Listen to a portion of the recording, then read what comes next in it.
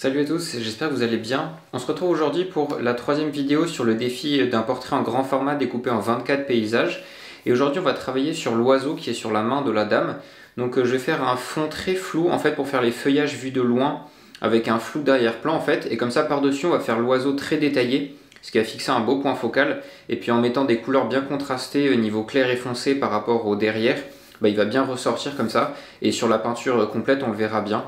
Et ça sera normalement assez joli. C'est un effet qu'on utilise aussi pas mal en photographie pour faire un effet sur le plan derrière qui va être flou et la personne devant qui est plus détaillée du coup parce qu'on voit tout en net.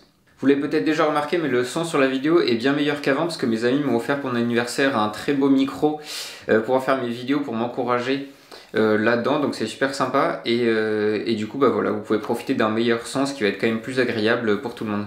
Allez, c'est parti, je vous montre ce que ça donne en peinture. Comme je l'ai déjà expliqué, pour cette peinture, on va faire un fond vraiment très flou avec que des taches de couleur assez disparates pour arriver à faire quelque chose qui soit sans aucun détail avec juste des taches de couleur pour que l'oiseau ressorte par-dessus ça avec quelques détails et des couleurs plus flash. Pour faire ça, j'utilise un mélange d'ocre jaune, de vert de vessie et après un petit peu de marron pour foncer à certains endroits et du jaune quand je veux que ce soit encore plus jaune et je viens faire des taches vraiment aléatoirement avec mes pinceaux un peu partout avec les différentes couleurs. Pour qu'on ait un bel aspect d'arbre qui soit bien touffu avec le ciel derrière, il faut faire attention à laisser des taches blanches entre les feuilles en fait, qui va faire le ciel derrière. Bon, je vais pas m'amuser à le peindre en bleu parce que ça serait assez long et compliqué, mais ça aurait pu être fait aussi. Et puis surtout comme ce sera en contre-jour les feuilles par rapport au ciel, le ciel paraîtra blanc par rapport aux feuilles. Quand on fait des motifs comme ça autour d'une forme, ici l'oiseau et la main, il faut faire attention à bien le faire tout autour aussi de la forme, parce qu'on a tendance à faire dans les espaces où il n'y a rien, donc au-dessus de l'oiseau et en dessous, et autour de l'oiseau de laisser justement ces espaces blancs, et ça va faire une petite auréole assez bizarre qui va pas faire naturel par rapport au reste. Donc il faut bien faire attention à faire des taches de couleur aussi autour de l'oiseau, sans en passer partout, mais en laissant des petites taches, mais en passant quand même de la couleur. Et pareil sur les bords de la toile, il faut bien en faire en laissant des trous de temps en temps mais pas partout, sinon ça va faire un carré blanc autour et ça fera bizarre. Une fois que j'ai fait mon gros fouillis vert et jaune, je fais quelques feuilles par-dessus un petit peu plus détaillées en faisant des tiges et un petit peu de feuillage, juste histoire d'avoir quelque chose en plus. Maintenant on va s'occuper du sujet principal qui est l'oiseau au milieu. Je savais pas très bien si je voulais faire un oiseau fantastique ou plutôt réaliste, du coup j'ai fait un entre-deux en fait. J'ai mis des couleurs un peu sympas sur l'oiseau mais en gardant des motifs de plumes réalistes sur tout l'oiseau et puis sur sa queue aussi. Pour commencer, je vais uniquement utiliser des couleurs en glacis, donc des couleurs transparentes beaucoup diluées, pour garder le noir et le blanc qui est derrière. Donc je passe un glacis de bleu, vert, émeraude sur le dessous de l'oiseau, sur les parties ombragées et aussi sur les plumes. Et ensuite je dégrade au fur et à mesure pour aller jusqu'au bout des plumes avec un violet qui tende vers le rouge cramoisi. Ensuite, je fais la même chose sur l'oiseau en tant que tel. Il faut bien voir que l'oiseau, en fait, niveau volume, c'est un peu comme une sphère. Son corps et puis sa tête, c'est deux sphères qui sont collées. Donc en fait, il faut vraiment voir ça comme une sphère avec de l'ombre en dessous et puis de la lumière par là où vient la lumière. Ici, ça va être sur la droite vers le haut.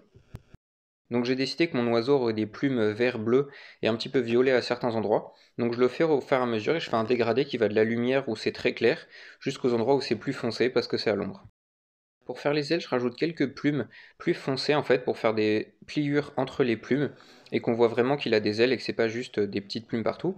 Et ensuite pour faire le duvet qui est tout autour de l'oiseau en fait qui sont des plus petites plumes que sur les ailes et la queue, je viens venir tapoter avec mon pinceau biseauté. Et en fait ça va faire des petites formes par-ci par-là. Donc je vais tapoter dans la zone claire avec une couleur un petit peu plus foncée et puis inversement dans la zone foncée.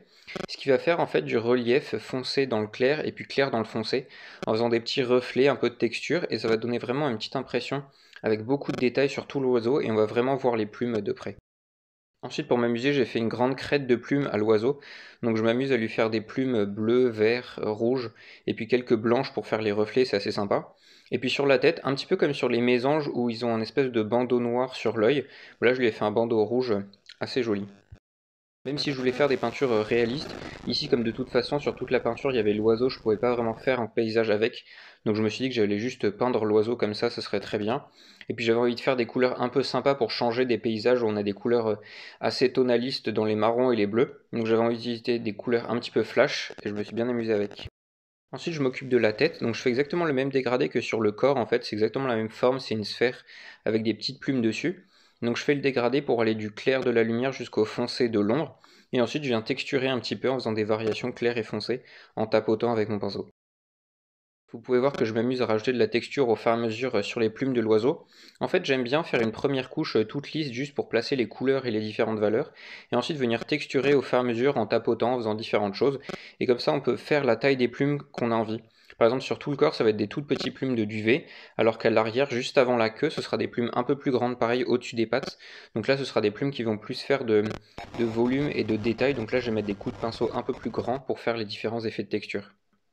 Et ensuite, voilà, comme ça, on peut jouer pendant un petit moment jusqu'à avoir le bon aspect de texture, de volume qui va vraiment donner à l'oiseau un bel aspect un petit peu plus réaliste. Après, il ne faut pas se tromper que sur les plumes de la queue, en fait, là pour le coup, c'est une seule plume, toute la queue. C'est pas des petites plumes superposées comme sur les ailes par exemple. Donc là, en fait, comme il n'y a qu'une seule plume, on peut faire des petits motifs sur les différents poils de la plume. Mais après, comme d'ici, on est un peu loin, on va juste faire un motif général, mais sans texturer plus que ça. Vous pouvez voir que j'ai décidé de faire des rochers à la place de la main. En fait, ça aurait été logique de faire une branche sur laquelle est posé l'oiseau, mais vu la forme des doigts, ça collait pas trop. Donc je dis que j'allais faire des rochers, donc je commence par passer une couche grise dans les zones sombres, puis une couche gris clair sur les zones plus claires. Et ensuite, je mets de la texture en tapotant avec mon pinceau avec du clair et du foncé dans les différentes zones pour ajouter des petites variations. Bon, je me suis pas trop cassé la tête là-dessus, parce que de toute façon, de loin, on voit pas grand-chose. Et puis c'était juste histoire d'avoir les bonnes valeurs, mais je me suis dit que ça faisait des cailloux de près, si on se pose pas trop de questions, ça fonctionne assez bien. Enfin, pour terminer l'oiseau, je voulais rajouter quelques détails sur la queue. Donc je me suis dit que j'allais faire des rayures blanches sur ses plumes de queue, un petit peu comme sur un arfan qui a des rayures noires sur ses plumes blanches. Je trouve ça hyper joli comme motif et ça rajoute vraiment plein de petits détails super sympas. Donc je fais la même chose, en fait je tapote en faisant des lignes au fur et à mesure, et suivant la forme des lignes, ça donne des formes différentes aux différentes plumes, donc ça permet de vraiment marquer les lignes de 3D, ce qui est assez intéressant à faire. Et puis voilà, après je vais mettre un petit peu de clair et de foncé là-dessus. Voilà la peinture de l'oiseau terminée, je suis assez content des couleurs, ça rend bien et puis il ressort bien par rapport au fond derrière. Il y a des couleurs plus ternes, donc moins pigmentées et plus claires, donc ça ressort bien, ça jaillit vraiment comme un point focal détaillé et plein de couleurs. Voilà l'avancement du portrait complet avec donc 4 tableaux qui sont terminés. Je trouve le résultat pas mal, c'est plein de couleurs, ça va vraiment être joli à la fin, j'ai hâte de continuer là-dessus. Voilà, c'est la fin de la vidéo. J'espère que ça vous a plu de voir comment faire un effet de flou d'arrière-plan ici en faisant quelque chose de très brouillon en fait sur le flou pour faire tout le feuillage, et puis après apporter beaucoup de détails pour faire le petit oiseau qui est juste devant, mettre des belles couleurs parce que c'est sympa, et puis voilà, créer un petit peu quelque chose autour de ça pour mettre une petite histoire dedans. Donc vous voyez que ça avance quand même pas mal. Là on a deux tableaux et puis après il y a les autres qui sont juste au-dessus pour travailler sur les paysages du grand format. Si ce projet vous plaît, n'hésitez pas à vous abonner à ma chaîne et à liker la vidéo pour me soutenir et m'encourager à continuer sur ce projet.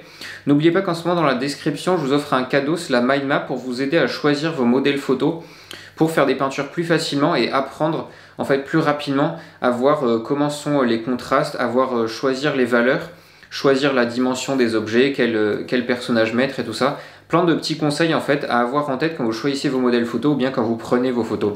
Donc n'hésitez pas à m'envoyer votre email et puis je vous l'enverrai tout de suite après. On se retrouve bientôt pour la prochaine peinture de ce défi de 24 paysages. Portez-vous bien, peignez bien et puis à bientôt.